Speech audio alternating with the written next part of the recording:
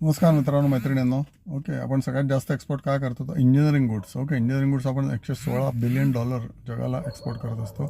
त्याचं कारण हेच आहे की लेबर इंडियामध्ये स्वस्त आहे. ओके, आणि याच्यामध्ये कुठले कुठले पार्ट्स येतात तर iron steel, okay, aluminium, textile machinery, cables, नंतर इलेक्ट्रिकल मशिनरी सगळ्या जगाला लागते, राईट.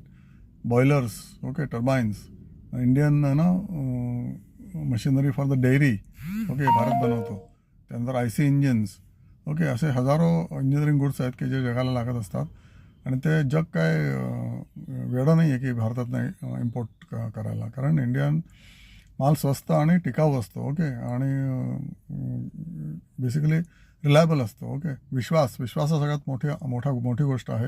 ओके, अमेरिकेने सध्या विश्वासच ना घालून ठेवला जगाचा, आणि भारताने विश्वास कमावला आहे. ओके, गेले 10 वर्षामध्ये जगाचा. त्याच्यामुळे इंजिनिअरिंग गुड्स ह्याच्याची मॅक्सिमम आपला एक्सपोर्ट होत राहणार आहे. आणि ह्याच्याहून जास्त बघ, केबल्स 10 वर्षापूर्वी काय एक्सपोर्ट होत होता का?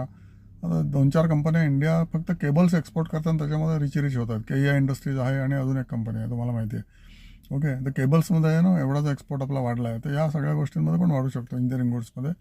आणि एक्सपोर्टवर भारताचा प्रचंड भर आहेच आहे. आणि त्याच्यामुळे सिरियल्स आणि राईस याच्यामध्ये पण आपण अजून भरपूर एक्सपोर्ट करू शकतो. UAE आपला जो मेन एक्सपोर्ट आहे तो त्याचाच एक्सपोर्ट आहे. ओके, किंवा सगळ्या गल्फ एरियामध्ये serials, rice, okay, tobacco, okay, Godfrey Phillips अशी कंपनी जी आहे ती तंबाखू एक्सपोर्ट करायला लागली आहे. तंबाखू एक्सपोर्ट पण 11% वाढला आहे. कॉफी 40% वाढला आहे एक्सपोर्ट. त्यानंतर इलेक्ट्रिकल गुड्स 31% वाढला आहे. टोबॅको 37% वाढला आहे. ओके, इंजिनिअरिंग गुड्स फक्त 6%च वाढला, कारण बेस मोठा आहे, राईट.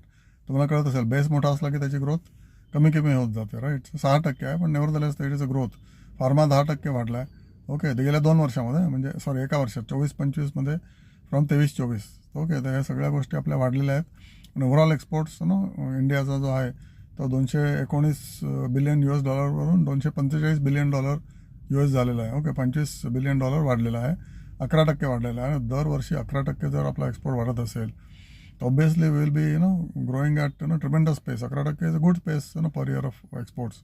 आणि अमेरिका काय एकटाच देश नाही की जो इम्पोर्ट करतोय. त्यांना करावं लागतं, कारण त्यांच्याकडे माणसंच नाही आहेत. लेबर इंटेन्सिव्ह कामं करणारी माणसंच उरलेली नाही आहेत.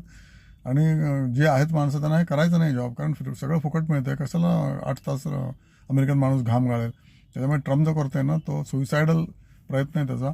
आणि ही नक्की सुइसाईड प्रूव्ह होईल पुढच्या 1-2 महिन्यामध्ये. आणि समथिंग डिफरंट विल हॅपन.